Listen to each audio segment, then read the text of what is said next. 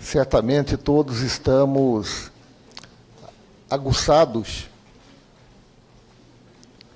e antenados com a conjuntura política que estamos vivendo, né? E certamente, entre nós que estamos aqui, há muitas diferenças quanto ao entendimento do que está ocorrendo e quanto às propostas de encaminhamento em face da conjuntura, né? Como eu tentei expressar na minha fala,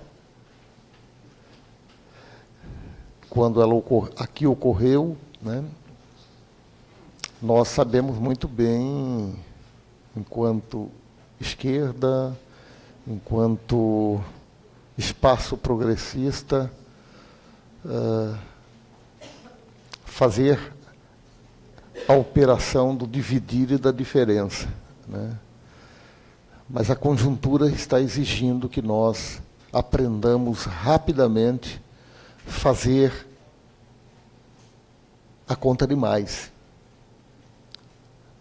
Somarmos forças para enfrentar a conjuntura, porque a conjuntura, no aprofundamento e rapidez com que o golpe se dá, ela é extremamente prejudicial ao processo de formação e organização da classe trabalhadora. Por mais diferenças que temos, né, salvaguardar o espaço democrático, o Estado democrático de direito e Lula livre é fundamental na atual conjuntura, porque hoje, foi Lula. Amanhã, certamente, cada um de nós estaremos sendo liquidados no processo de aprofundamento do golpe. Bem, enquanto participávamos, esperávamos o início da fala, nós colocamos para estar rodando o auto do subdesenvolvido. E a escolha foi de uma montagem em que colava o auto ao contexto da ditadura e repressão militar. O auto do subdesenvolvido é de Carlos Lira e Francisco de Assis, e que eles fizeram para o Centro Popular de Cultura, o CPC da UNE, em 1961. Ele não é uma canção, como muitos de vocês sabem. É o texto de uma peça cantada, que o pessoal do CPC encenava nas ruas, numa época em que o tema imperialismo estava na ordem do dia. Resolvemos pôr para vocês ouvirem, porque o tema de hoje tem como foco o golpe e o imperialismo. Mais precisamente, o golpe no Brasil e a reorganização imperialista em tempo de globalização. O palestrante de hoje, o professor de hoje, de nossa aula, é o Barnabé Medeiros Filho, o MED, jornalista. Ele foi repórter de rádio, trabalhou na Folha de São Paulo, entre outros órgãos de imprensa. O Barnabé foi militante de esquerda nos duros tempos da ditadura militar. Ele é autor de alguns livros, entre eles, 1964, o golpe que marcou a ferro uma geração. Não sei se o Barnabé trouxe aí. É esta obra, né?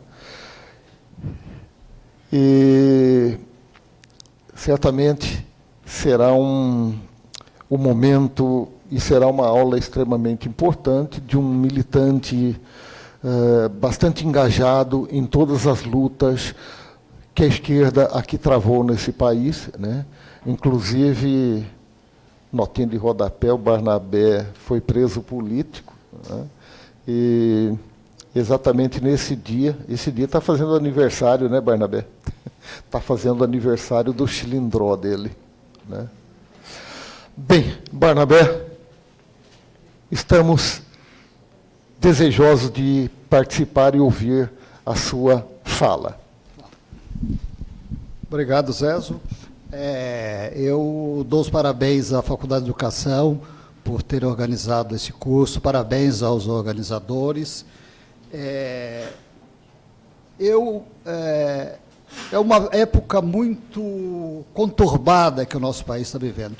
E eu vivi uma época também conturbada, também muito conturbada da nossa história. Fui preso político numa época em que a narrativa oficial é que não havia presos políticos no Brasil. Havia políticos presos. E essa narrativa está voltando agora. Nós precisamos desconstruir essa narrativa. Precisamos desconstruir, mostrar que sim, nós temos presos políticos, entre eles o maior líder da história, o maior líder popular da história do Brasil. E para isso nos unir ao grito de Lula livre. Como essa, nós temos outras narrativas a desconstruir. E esse curso é muito importante para isso.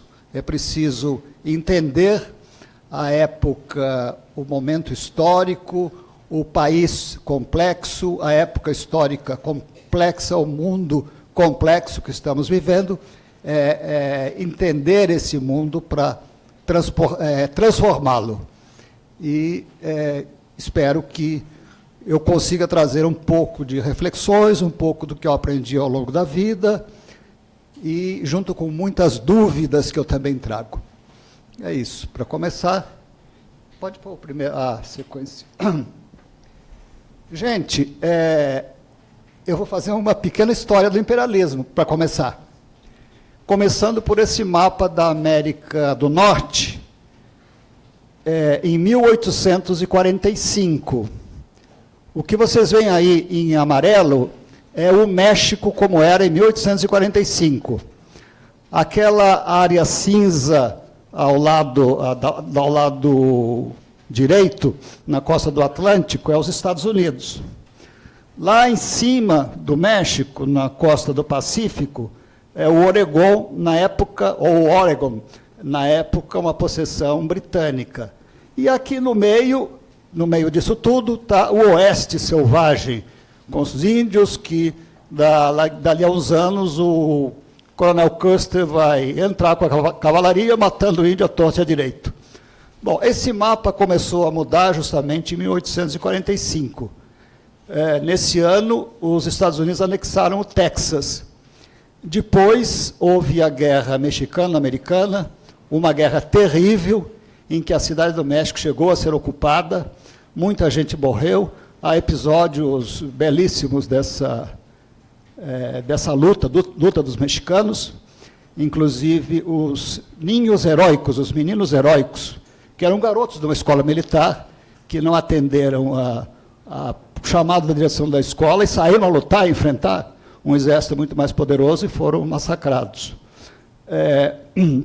Depois dessa guerra, ao terminar a guerra, em 1848, os Estados Unidos havia tomado metade do território do México. Só para eu ver aqui, a fronteira do México, nova, que é a fronteira atual, começa lá embaixo, onde está a península da Baixa Califórnia, e desce em diagonal até o Golfo do México. Nessa área que eles tomaram, se encontra a Califórnia, que logo depois descobriram o ouro lá, e as áreas que correspondem hoje ao estado de Nevada, Utah, Novo México, Arizona, Texas, áreas inteiras desses estados, e parte do Colorado e do Wyoming. Então, pode passar o slide seguinte, por favor.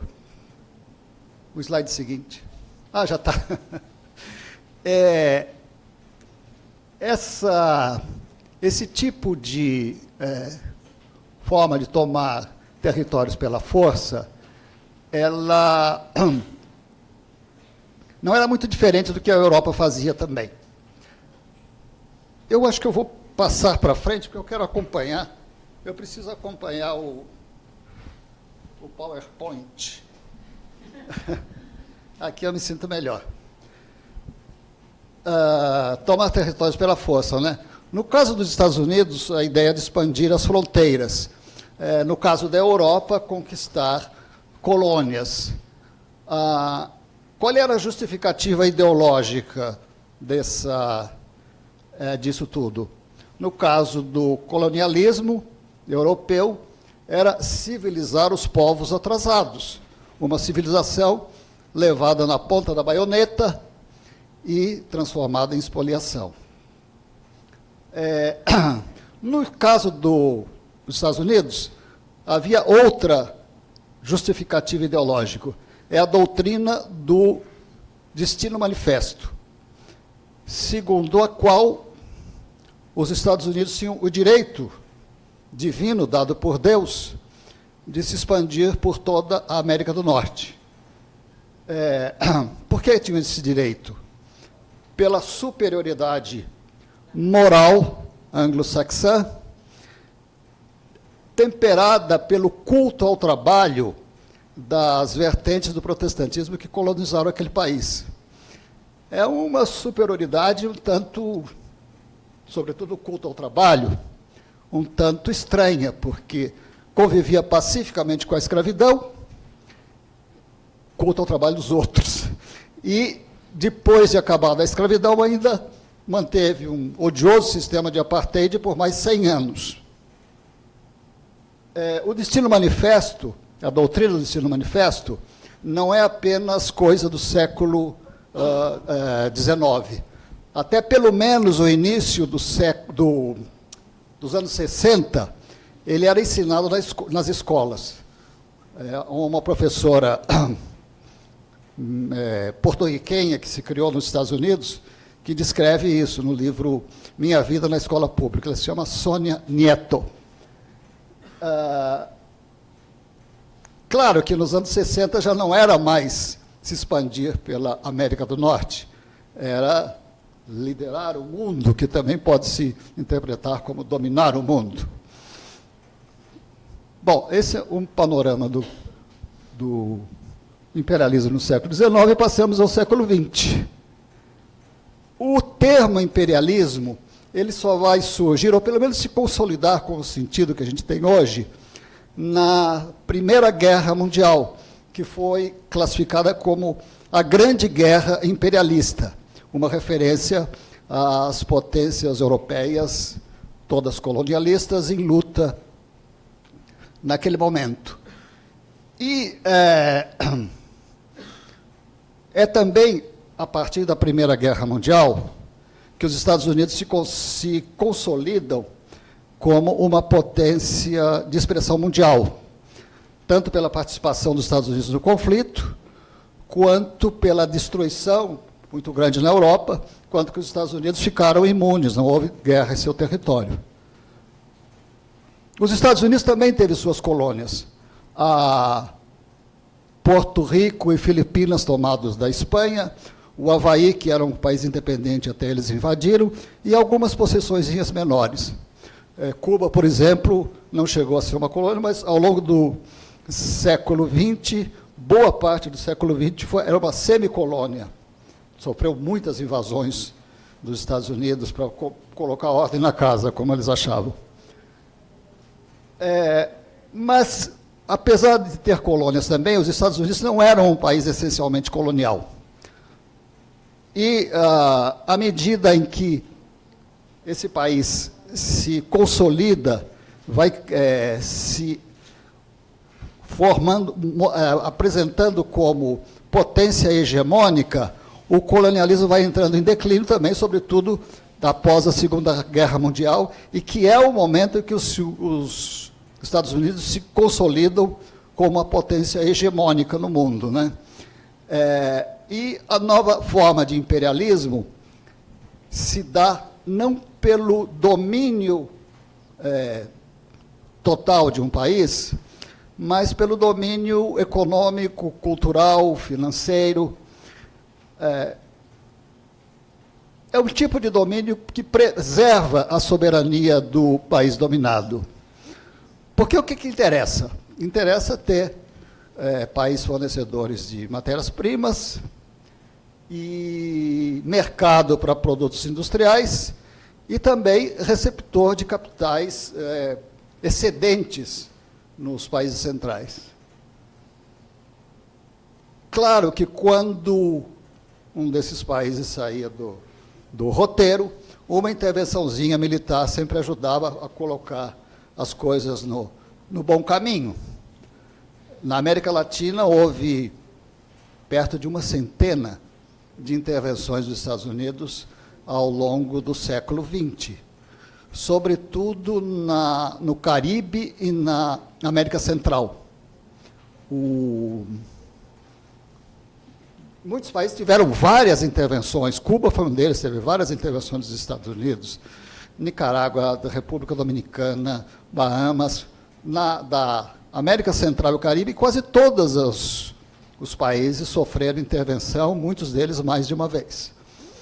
Pode passar. No caso nosso da América do Sul, também teve algumas intervenções aqui na Guiana, Suriname, Colômbia mesmo, mas a gente, como não estava tão perto assim, estou mais ou menos imune às intervenções diretas dos Estados Unidos.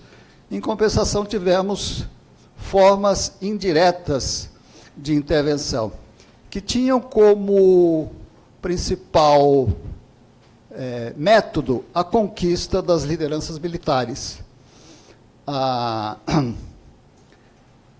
No caso do golpe do Brasil, pode-se dizer, sem errar, que a cúpula do golpe tinha toda ela ligações muito estreitas com militares norte-americanos, militares dos Estados Unidos, e que isso foi forjado ao longo de décadas de cooperação militar entre os dois países. No caso, um exemplo é o Castelo Branco, que era amigo íntimo, conhecido há muito tempo, amigos de frequentar a casa do Vernon Walters, que era o adido militar da Embaixada dos Estados Unidos e foi um dos grandes articuladores do golpe no Brasil. Um outro modo também de cooptar lideranças militares era a Escola das Américas, uma escola que eles estabeleceram na Zona do Canal. A Zona do Canal do Panamá, até final do século XX, era como uma possessão dos Estados Unidos, a soberania deles, o controle do canal, e também tinham várias coisas lá, incluindo uma escola chamada Escola de Ditadores, porque por lá passaram alguns dos mais famosos e sanguinários ditadores da América do Sul, da América Latina. Entre eles, o Rafael Videla e o Leopoldo Galtieri, da Argentina, Hugo Banzer, do Chile, Manuel Contreras, do Chile. Hugo Banzer, da Bolívia, e Manuel Contreras, do Chile. Foi os que eu encontrei mais conhecido. No caso do... é importante acrescentar isso. Esse era um centro de treinamento e de doutrinação ideológica. O Brasil mandou centenas de militares para lá. Muitas vezes o cara ia lá a primeira vez como tenente e voltava várias vezes ao longo da sua carreira militar. Dos brasileiros que estiveram por lá, o mais conhecido é o brigadeiro João Paulo Bournier, que foi o chefe da CISA. CISA foi o Centro de Tortura da Aeronáutica. CISA é Centro de Informações e, creio que, de Segurança da Aeronáutica, algo assim. Era um centro de tortura. E aí cabe lembrar que entre os cursos da Escola das Américas havia um que era de técnicas de interrogatório, o que é um eufemismo para falar do curso de tortura. Bom, o golpe de 1964 no Brasil, hoje já é um fato histórico que foi articulado e pode-se dizer até comandado dos Estados Unidos. Só os mal informados, os mal intencionados que negam essa verdade histórica. E é verdade histórica porque há alguns poucos anos foram abertos arquivos secretos que nos Estados Unidos eles têm um período que podem ser mantidos secretos, 50 anos, creio. E aí apareceu um monte de documentos, os historiadores se debruçaram sobre esses documentos, muita coisa apareceu, deixando claro que o golpe veio de lá. Eu só quero citar um desses documentos, que é uma gravação do Kennedy, o presidente John Kennedy, que depois seria assassinado, tramando com o embaixador Lincoln Gordon, que era o embaixador deles aqui no Brasil, a deposição do João Goulart. Isso foi em 1962. O Goulart tinha assumido há pouquinho tempo, tinha assumido em 61, creio que em setembro de 61, menos de um ano depois, os caras já estavam tramando a deposição dele. Do imperialismo no século XX, uma coisa muito importante a destacar é a Guerra Fria. E aí, quando se fala em Guerra Fria, claro, estamos falando da União Soviética, o papel de potência militarmente forte o suficiente para confrontar os Estados Unidos, que a União Soviética desenvolve após a Segunda Guerra Mundial. Então, cabe também a pergunta, a União Soviética foi imperialista?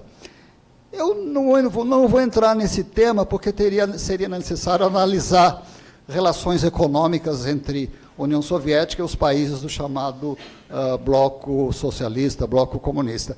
Mas é fato que a União Soviética dominou outros países, inclusive com intervenções militares. O caso da intervenção na Hungria, em 56, e na Tchecoslováquia, em 68. A União Soviética, a competição com a União Soviética, gerou uma justificativa ideológica muito, que o imperialismo soube explorar muito, muito mesmo, que era o anticomunismo. No golpe de 64 aqui foi explorado a exaustão. As senhoras que saíram de rosários na mão, nas passeatas da Marcha da Família com Deus pela Liberdade, clamando para que Deus salvasse o Brasil do comunismo. Não havia nenhuma ameaça comunista naquele momento no Brasil. Era até difícil de justificar que um presidente, um dono de fazendas, um estancieiro, dono de 65 mil cabeças de gado, pudesse querer implantar o comunismo no Brasil, mas, enfim, isso passava também. Pode seguir agora. E chegamos aqui ao imperialismo do século XXI, que é realmente, creio que que eu vou me estender um pouco mais. A gente chega ao século XXI com os golpes militares em declínio. Aliás, já estava em declínio desde o finalzinho dos anos 70. A nossa ditadura aqui se prolongou ainda até meados dos 80. A ditadura do Chile foi um pouco mais. A da Argentina foi um pouco menos, porque se meteram na aventura das Malvinas, etc. Mas chegamos ao século XXI, já com os golpes militares descartados, em princípio descartados, não totalmente, nunca se sabe, mas em princípio descartados como ineficazes, eu creio que duas razões principais. Uma, o fracasso das ditaduras que a gente viveu aqui, sobretudo nesse período, anos 60, 70, parte dos 80, e também pela complexidade das sociedades. Ficava cada vez mais difícil mobilizar populações, multidões inteiras, como se mobilizou contra o comunismo. Uma sociedade mais complexa exige métodos mais complexos, até porque uma coisa é o golpe, outra é o controle depois de um país com um país do tamanho do Brasil, por exemplo, depois do golpe, apenas com censura e repressão. Basta imaginar o que significam hoje as redes sociais para saber que censura já não tem mais efeito nenhum para o controle de um país.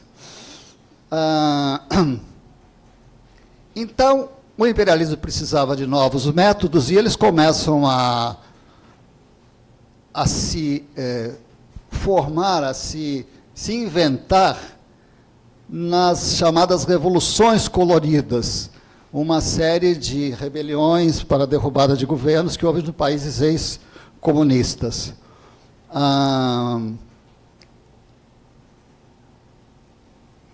Onde os Estados Unidos colocou bastante dinheiro. A primeira revolução colorida foi a da Sérvia, exatamente no ano 2000.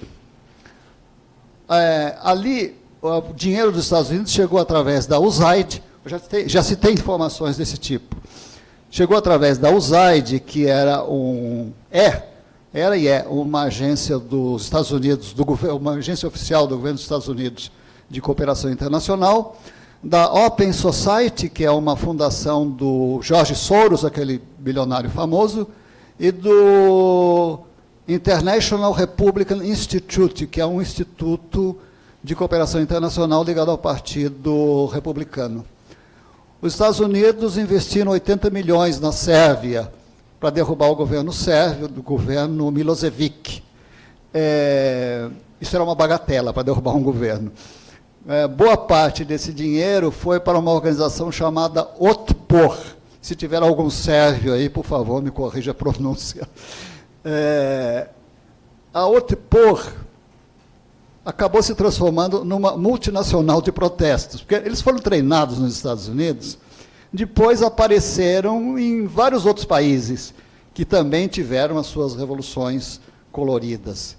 Entre eles, a Geórgia, Azerbaijão, a Bielorrússia, a Armênia. Nem todas essas revoluções coloridas foram bem-sucedidas, mas a Otpor estava lá treinando organizações em táticas, como eles dizem, táticas de ações não violentas, e recebendo dinheiro para isso.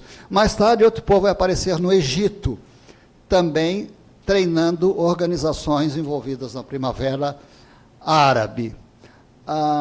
Aqui eu quero deixar claro o seguinte: não estou aqui fazendo nenhum juízo de valor sobre os governos que foram derrubados, seja nos países ex-comunistas, seja na Primavera Árabe. Muitos deles precisavam ser derrubados mesmo.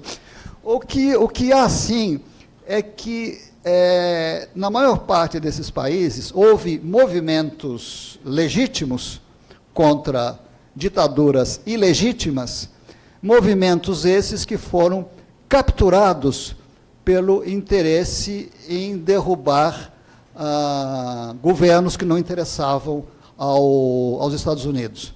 No caso dos países comunistas, eram governos alinhados na Rússia. No caso da Primavera Árabe, a coisa é muito mais complexa. Lá, claro, o Egito, eles preferiam manter o governo que estava, mas aí é um problema mais complexo. De qualquer forma, através da Otpor, eles também estavam lá.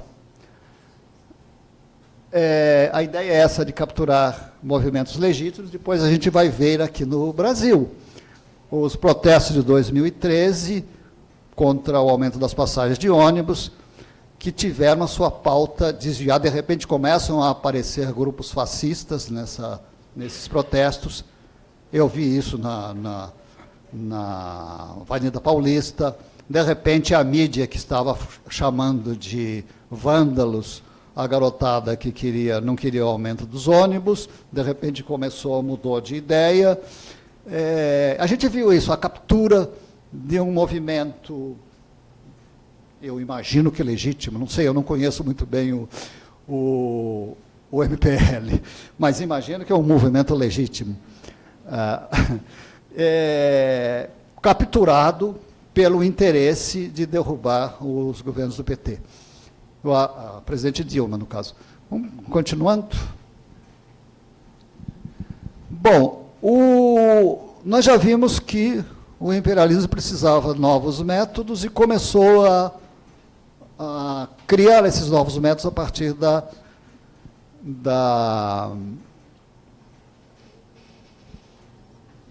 das revoluções coloridas. Precisava também de uma nova justificativa ideológica. O anticomunismo já não servia mais. E, infelizmente, para o imperialismo, não encontrou um tema unificador tão bom como o anticomunismo. Então, foram adotadas justificativas ideológicas diferentes conforme o país. Em uns era o combate ao terrorismo, em outras era implantar a democracia, em outras é o combate à corrupção. O anticomunismo servia como uma luva, porque era possível, através do anticomunismo, justificar qualquer coisa de apoio e a implantação de ditaduras sanguinárias, a aliança com o cartel das drogas, que houve também, e a implantação de governos corruptos. Agora, o combate ao terrorismo, como justificar o combate ao terrorismo quando na Síria os Estados Unidos se aliou com grupos ligados à Al-Qaeda? Como justificar a luta pela democracia, a derrubada de uma ditadura, destruindo países? Quase fizeram isso na Síria. Na Líbia conseguiram, na Líbia destruíram um país. E, no nosso caso aqui, como justificar o combate à corrupção e entregar o governo a uma quadrilha de ladrões? Continuando. Não passou um slide, não? Antes da justificativa ideológica? Não, ainda no século XXI. Não, antes da justificativa ideológica, o que vinha antes?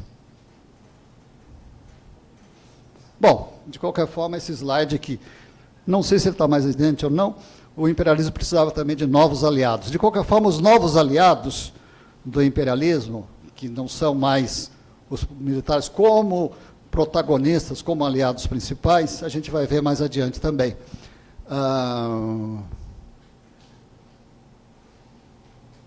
Desde as revoluções coloridas para cá,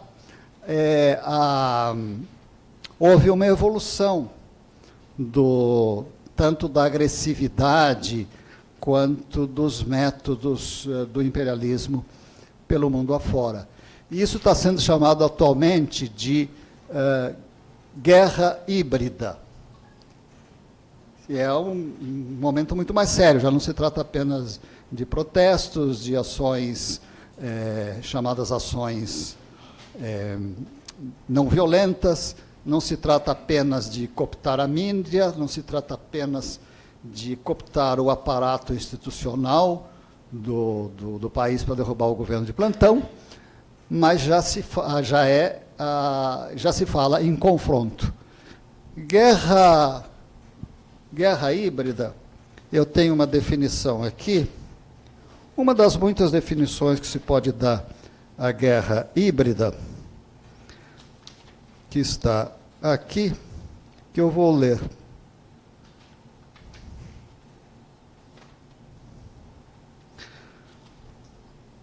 É o uso de métodos variados contra um determinado país, da mobilização de parte da população aos drones e bombardeios aéreos, passando pela cooptação da mídia, do aparato judicial e policial, apoio a grupos armados, intervenção eleitoral, fake news, enfim, vale qualquer coisa.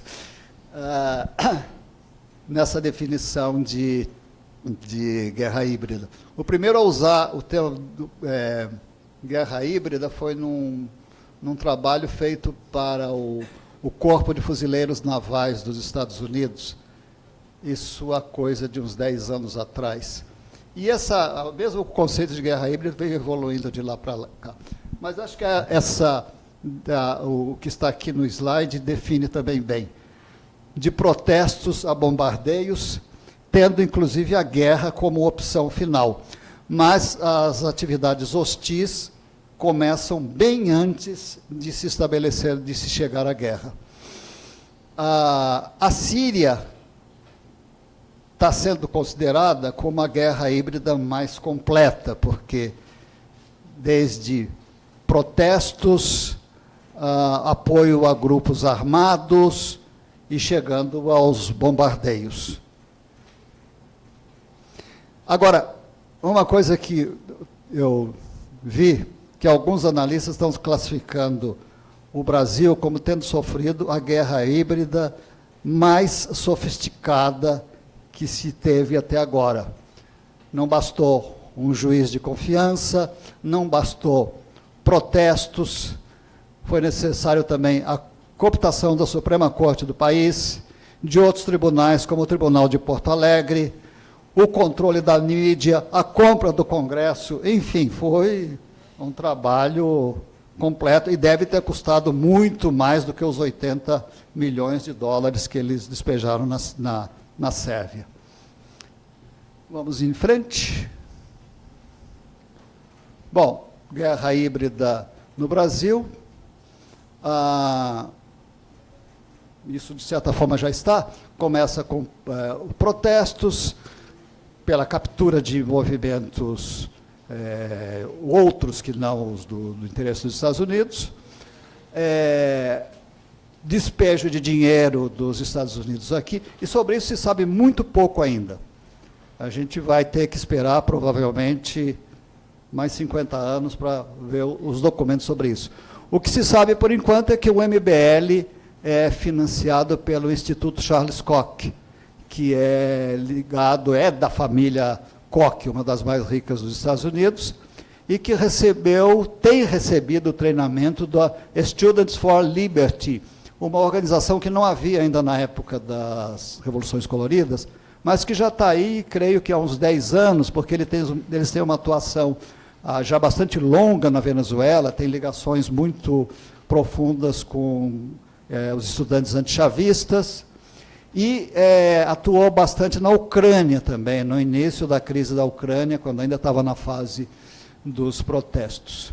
Seguindo adiante.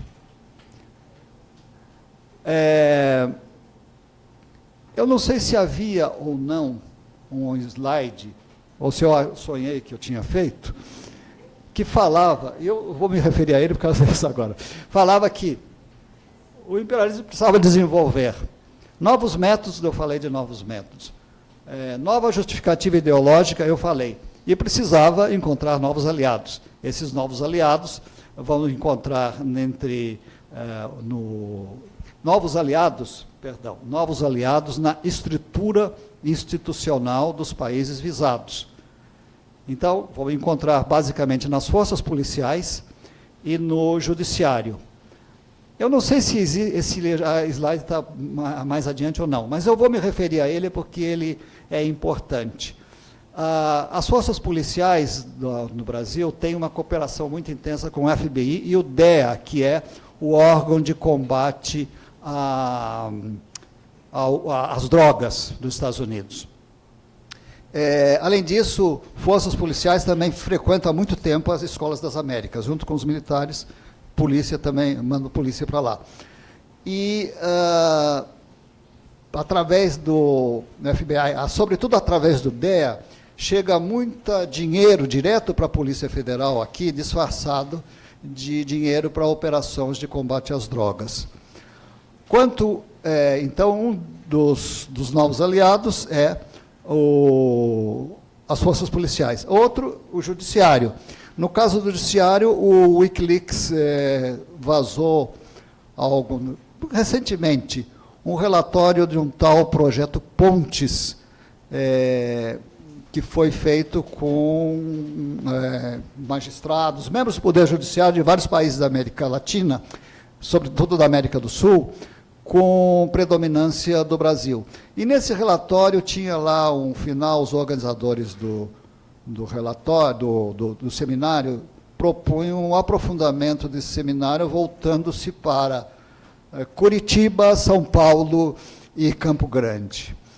Outra forma esses seminários são uma das formas de cooptação do aparato judicial, seminário onde vão, sobretudo, juízes e promotores. E outra forma são as palestras que algumas estrelas do judiciário latino-americano, palestras remuneradas que vão dar nos Estados Unidos, e o nosso conhecido Sérgio Moro tem sido uma dessas estrelas, uma das mais frequentes a dar palestras nos Estados Unidos.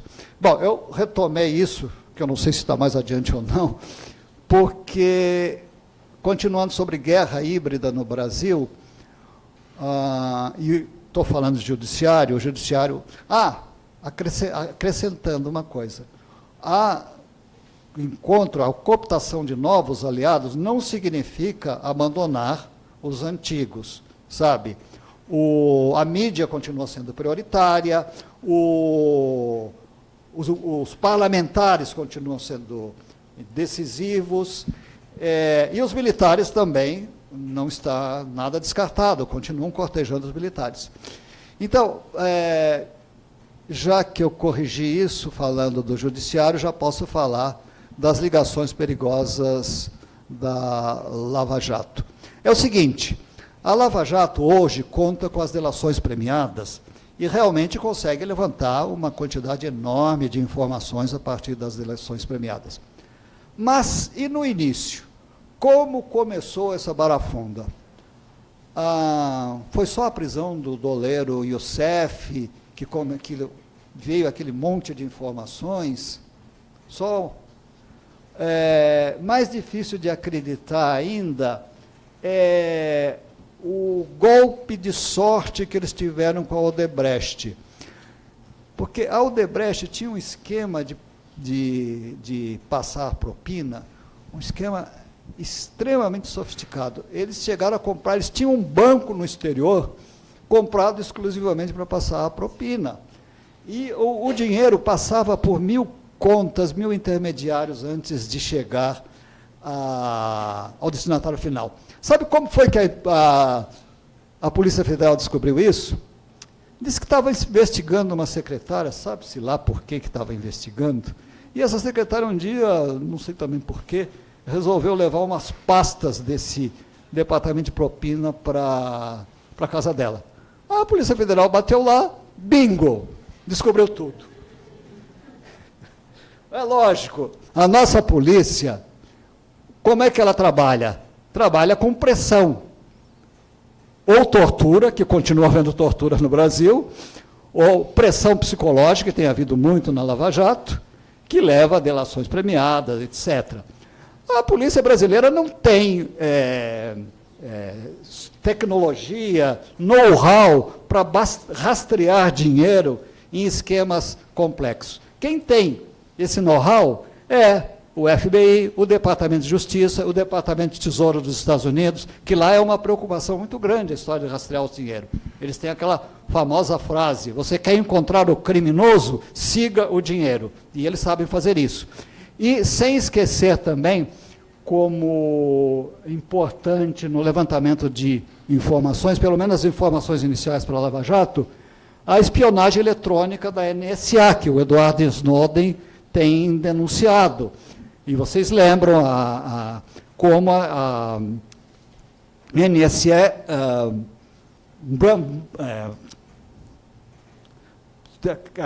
como é que é a palavra que eu esqueci? Grampeou. Grampeou o telefone da presidenta Dilma, grampeou telefones da cúpula da Petrobras. Quer dizer, assim é fácil, né? Então, continuando. E não vou me alongar muito sobre esse tema, mas antes de passar a outro, eu queria destacar o papel de uma figura que não tem sido muito citada, muito lembrada nas análises do golpe, o ex-presidente Fernando Henrique Cardoso. É conhecida, meio que do conhecimento geral, as ligações muito estreitas que o FHC tem com os Clinton. Aqui eu estou falando do ex-presidente Bill Clinton e da senadora Hillary Clinton. Por outro lado, também é bastante sabido que hoje os Clinton controlam o Partido Democrata.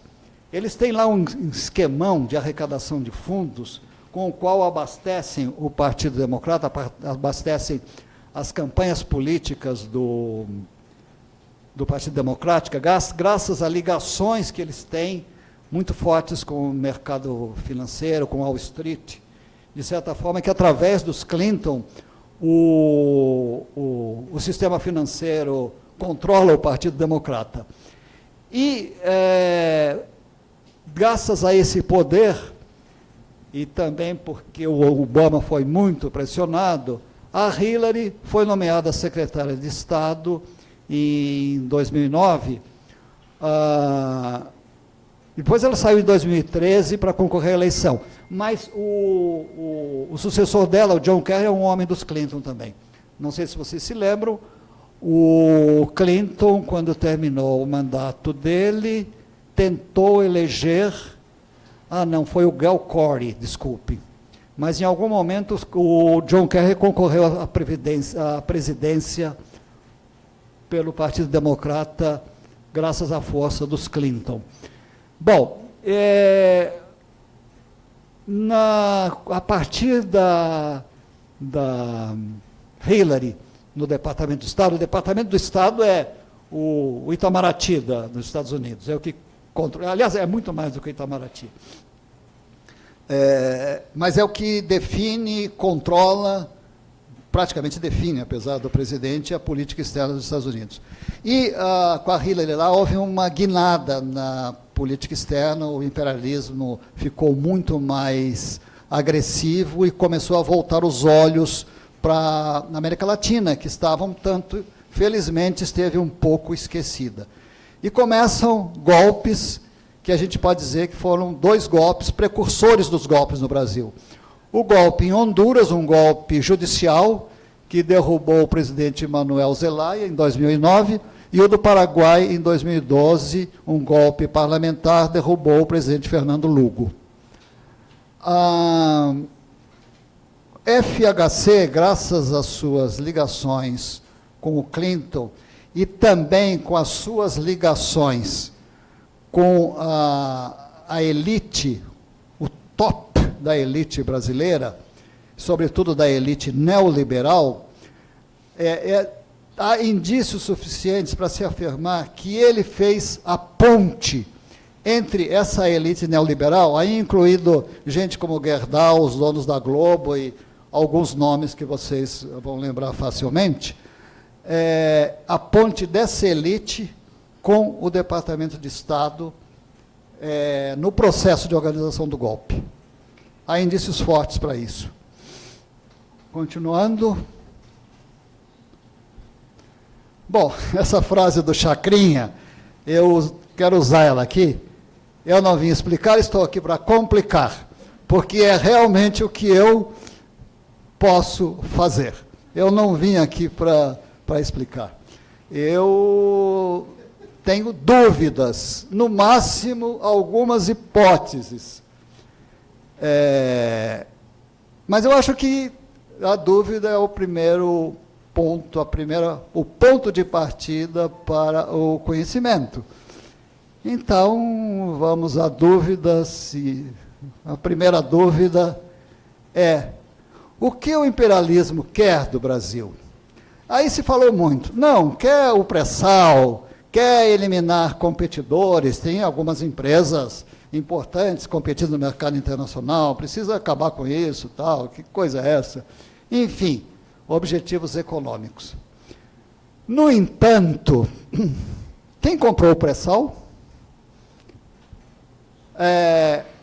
2 empresas da Grã-Bretanha. A Shell comprou parcelas do pré-sal, né? A Shell e a BP, a British Petroleum. Da França, a Total. Uma empresa da Noruega, uma da Espanha, uma do Catar e uma da China. Olha só a China aí, né? Dos Estados Unidos, nenhuma empresa, nenhuma petroleira dos Estados Unidos comprou. Nem a petroleira dos Koch. Eles têm um grupo empresarial bastante grande, entre eles tem uma petroleira. Eles não compraram nada do pré-sal. Os caras que financiam o MBL. A construção pesada. que é um dos ramos onde onde há empresas que se tornaram fortes competindo no mercado internacional. Odebrecht, em muitos negócios pelo mundo afora. E os outros também. A construção pesada é uma área forte no Brasil, uma área que o país competia no exterior. Quem está se beneficiando? A China, sobretudo em Angola, onde a Odebrecht tinha negócios bastante importantes. E a notícia que há é que a China quer entrar no mercado de obras públicas brasileiras, comprando uma dessas construtoras que está em crise. Nós temos o caso da Embraer. Esta é a exceção. A Embraer, vocês sabem, está sendo vendida para a Boeing.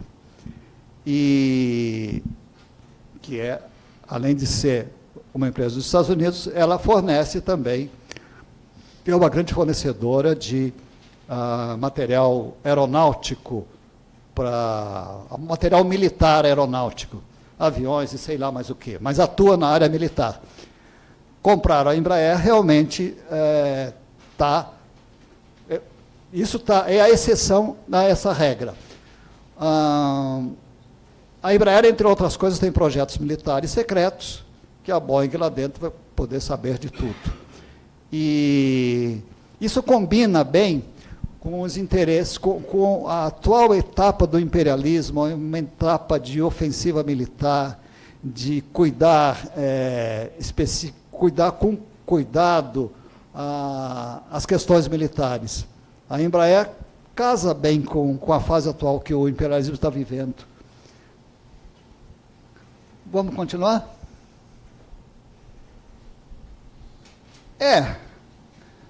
Eu considero, claro que isso não é novidade, mas eu considero como os objetivos econômicos do imperialismo no Brasil foram, de certa forma, secundários. O grande objetivo do imperialismo no Brasil, com o golpe, é geopolítica. O certo é que o Brasil estava no caminho de se tornar um país com força para se contrapor à hegemonia dos Estados Unidos no continente. Como isso? Bom, com o pré-sal, os governos do PT, sobre o governo Lula, basicamente, montou um modelo de desenvolvimento econômico independente muito interessante, a partir do conteúdo nacional das compras da Petrobras. A Petrobras tinha que comprar tudo no Brasil, tudo que fosse possível, claro, tem coisa que tinha que comprar no exterior mesmo, mas a prioridade era comprar no Brasil tudo que fosse necessário para exploração de petróleo, refino, transporte, enfim, para a indústria do petróleo inteira. Isso é coisa para chuchu, de navio, plataforma marítima. O Brasil estava construindo plataforma marítima, a indústria naval cresceu muito nesse período, um monte de coisa, de navio, plataforma marítima, até tubulação para transporte de petróleo, e sei lá mais quantas coisas. Bom, tudo isso foi por água abaixo, agora as petroleiras compram o que quiserem, onde quiserem, pelo preço mais barato, e o que não é interessante para o país. Outro também derivado da renda do pré-sal, o papel do BNDES, de apoio a grandes empresas brasileiras, inclusive apoiando com grana as fusões de empresa, para construir aquilo que eles estavam chamando os campeões nacionais. Empresas brasileiras com musculatura suficiente para competir no mercado internacional. Aí que a Friboi se transforma no que é, a Odebrecht e a construção pesada em geral, e outros ramos, que agora não me lembro, mas havia outros ramos também no esquema do BNDES. Assim, a produção de proteína animal em geral, porque entra aí frango, porco, que o país tem um capacidade grande de produção. Outra coisa eram os projetos militares. A construção de aviões de caça, que isso ia ficar a cargo da Embraer, com tecnologia sueca. Aliás, um dos processos contra o Lula é por causa disso. Dizem que ele recebeu propina da Suécia para aprovar os caças suecos, quando é o contrário. Um professor do ITA, muito próximo da aeronáutica, com quem eu falei, me disse que a opção do Lula era pelos caças da França, num acordo com Sarkozy, que o Lula achava muito importante naquele momento. E foi a aeronáutica que impôs os caças suecos, porque a Suécia passava o pacote de tecnologia, abria o pacote de tecnologia, não vinha com caixa preta, pacotes fechados, e interessava muito mais. E o submarino nuclear, que estava em construção, e era um braço da Odebrecht quem construía.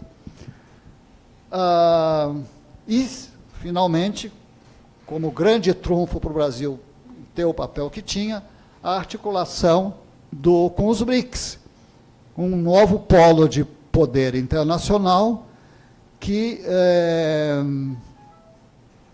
no qual o Brasil estava pintando como terceira força, depois de Rússia e China. Bom, gente, pensando na história do imperialismo, na doutrina do Destino Manifesto, nas intervenções todas na América do Sul, em como eles são ciosos da hegemonia que tem, dá para acreditar que eles iam aceitar um país no continente americano capaz de, em algum momento, fazer face à hegemonia deles? Eu acho que não, né? Continuando. Eu vou retomar a contradição lá o golpe dado pelos Estados Unidos, que beneficia, entre outros, a China. Isso é bastante estranho. E isso eu quero tentar falar um pouquinho sobre financeirização da economia mundial, as vinculações de capital, o controle em rede, porque, afinal, é esse o tema da palestra, o imperialismo, a reorganização imperialista em tempo de globalização. E eu vou me socorrer de um livro do Ladislau Dolbor, que é professor de pós-graduação na economia da PUC, que se chama A Era do Capital Improdutivo. Eu não vou me alongar muito sobre isso, mas apenas umas pinceladas. Ele descreve como bancos controlam conglomerados financeiros que são mais poderosos do que países.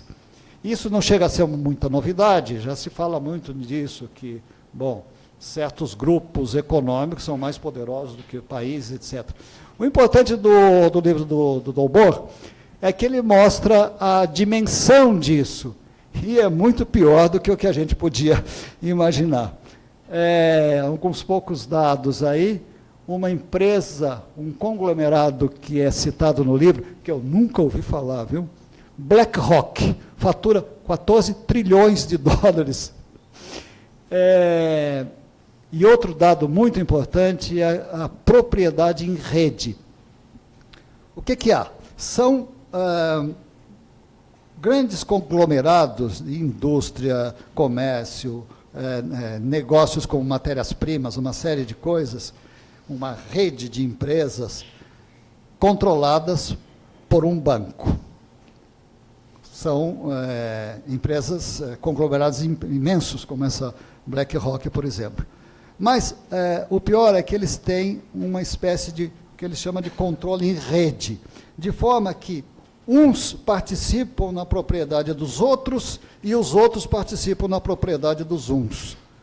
E de forma que é uma coisa tão entrelaçada que 28, aí eu cito esse dado, 28 dos maiores conglomerados desses dispõem de 50 trilhões de dólares de faturamento. Aliás, não é de faturamento. Dispõe de um capital de 50 trilhões de dólares. Enquanto que o PIB dos Estados Unidos, o produto interno dos Estados Unidos, é de 15 trilhões. Mas um pouquinho mais de 3 vezes. Bom, acrescentando, empresas chinesas também estão ligadas nessa rede toda. As empresas chinesas têm uma relação bastante estreita com bancos de origem britânica. Por exemplo, vocês conhecem aqui o HSBC. Sabe o que significa HSBC? HSBC é Hong Kong and Shanghai Bank Corporation, ou seja, é um banco britânico que tem no nome 2 cidades chinesas. A partir de Hong Kong, claro, que já foi uma possessão britânica. É a inevitável concentração do capital que Marx previu e que está se dando num nível planetário que talvez nem ele conseguisse imaginar.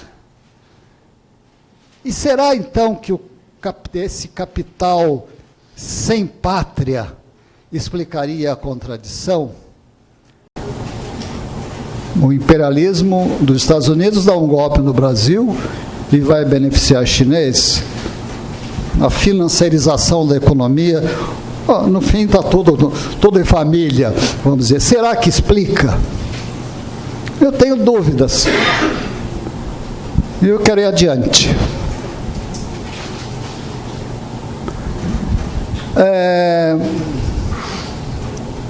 Aí um pouco do cenário internacional atual. A China é o mais recente membro do clube imperialista. E aí tem que juntar China e Rússia, porque o poderio militar russo é importantíssimo para os planos chineses. A China está em todo lugar. Na África, compra extensões enormes de terra, investe em infraestrutura, construiu há pouquinho tempo, já está pronto, um oleoduto enorme trazendo petróleo russo para a China. Tem um outro projeto de oleoduto que vai ser Ásia dentro, passando por vários países produtores de petróleo, chegando a Irã e creio que a Turquia também. O que mais que tem aí?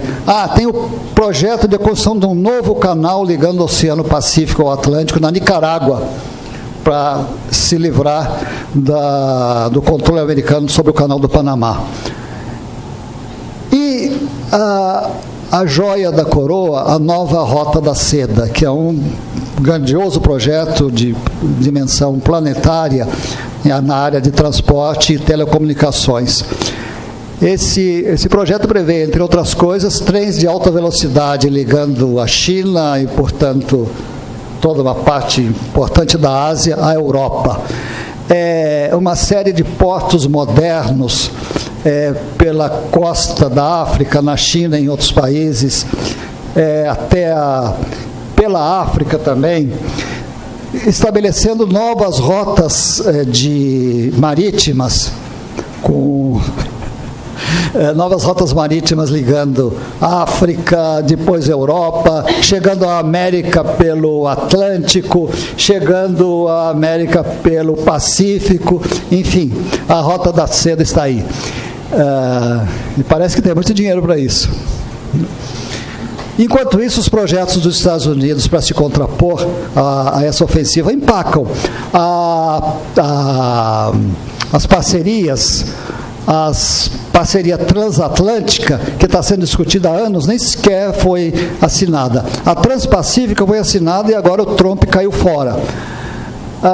Em contrapartida, as provocações do imperialismo aumentam no mundo todo, né? começou no leste europeu, cooptando uma série de países, retirando da órbita da Rússia uma série de países do antigo mundo socialista, evoluiu isso para a Ucrânia, com a derrubada do governo pró-russo, e conflitos armados na Rússia, chegou à Síria, com a guerra civil da Síria, e, além disso, há um cerco à China no Pacífico.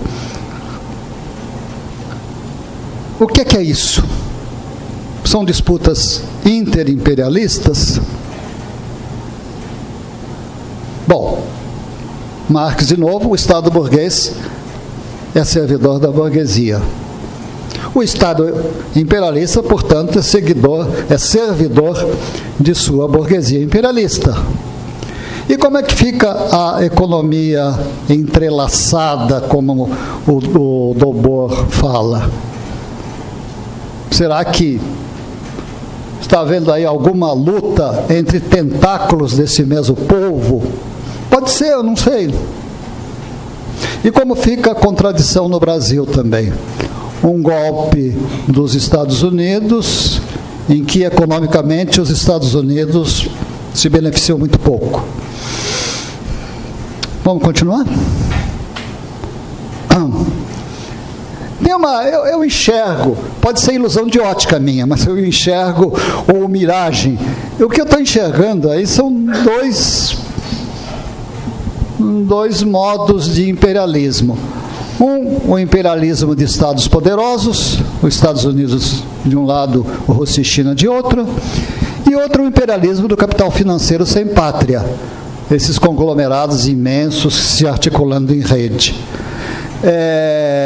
Claro que esses dois modos se integram e se sustentam, ou seja, o imperialismo é servidor da burguesia imperialista, mas eles têm contradições, o imperialismo de Estado. E quando essas contradições se agudizam, o Estado imperialista pode se descolar dos interesses da burguesia imperialista. Que eles se integram e se sustentam, a gente viu, o crescimento da China tem muito a ver com a inversão maciça de capitais dos Estados Unidos lá, com aproveitar a mão de obra mais barata. Houve um momento aqui que se falavam de uma detente de duas grandes potências dominando o mundo, China em acordo com os Estados Unidos. Isso não faz muito tempo que se falava isso. Agora eles estão brigando. Será que isso é o momento atual? Eu não sei, viu? Eu só jogo isso como me arriscando a dar uma hipótese. Se alguém tiver algum estudo analisando essas contradições, eu agradeceria que me indicasse. Eu gostaria muito de conhecer um pouco mais sobre isso. E o próximo slide. E agora, terminando mesmo, algumas perguntas. O imperialismo vai durar? Será que o imperialismo dos Estados Unidos será substituído pelo imperialismo russo / chinês? Ou vamos assistir ao triunfo definitivo do imperialismo sem pátria? Eu confesso que eu não tenho a menor ideia, não tenho a menor condição de responder absolutamente nada sobre essas perguntas, sabe? Eu só quero colocar um aspecto aqui, que o futuro do imperialismo depende de um processo que está em curso, que é o esgotamento do modo de produção capitalista. E também não vou me arriscar a entrar nesse tema. Eu apenas indico um livro aliás, está aqui esse livro, eu trouxe para mostrar. Um livro do geógrafo marxista David Harvey, As 17 Contradições e o Fim do Capitalismo. O Harvey, apesar de falar no fim do capitalismo no título do livro, ele não está prevendo um fim tão perto assim. Ele destaca, sobretudo, a resiliência do capitalismo, a capacidade de se adaptar, de se reinventar, de criar formas. por exemplo, com relação ao... Como? David Harvey, está aqui. Posso passar depois. No caso da crise ambiental, que é uma das contradições do imperialismo, que indicaria o esgotamento do modo de produção capitalista, ele diz que o capitalismo está começando a transformar isso em negócio. A coisa do crédito de créditos de carbono, até a limpeza de áreas estragadas, tudo isso pode virar negócio. Outras contradições podem ser resolvidas com a guerra. A guerra sempre foi uma maneira do imperialismo, ou seja, de destruir a capacidade de produção e resolver parte de suas crises. Ou regimes fascistas. Também é uma forma de resolver crise, e a gente já teve isso na história. A Revolução Social, claro. Essa seria outra forma de resolver essa contradição do imperialismo. A Revolução Social, claro, não está no horizonte nesse momento, mas ela pode ser colocada no horizonte num espaço de tempo relativamente rápido. Não dá para saber. Mas é preciso esclarecer que o capitalismo não vai desaparecer unicamente por suas contradições e que a Revolução Social não vai nascer do nada. Há aí um papel do indivíduo na história, um papel das pessoas na história, e de organização, mobilização, convencimento, enfim, tudo que é necessário para uma revolução social. O certo é que os processos históricos, eles em geral independem das pessoas. Muitas vezes se dão por suas forças internas. Agora, o rumo que toma esse processo vai depender das pessoas, tá? Então, aconselho a ler o livro do Harvey. Ele escreve muito bem, é muito gostoso de ler. E olha, e se quiserem um tema correlato, o meu livro também é muito gostoso de ler, viu? Tá. Gente, muito obrigado. Como? 1964, o golpe que marcou a ferro uma geração. O imperialismo também está aqui, como parte da análise do golpe de 64.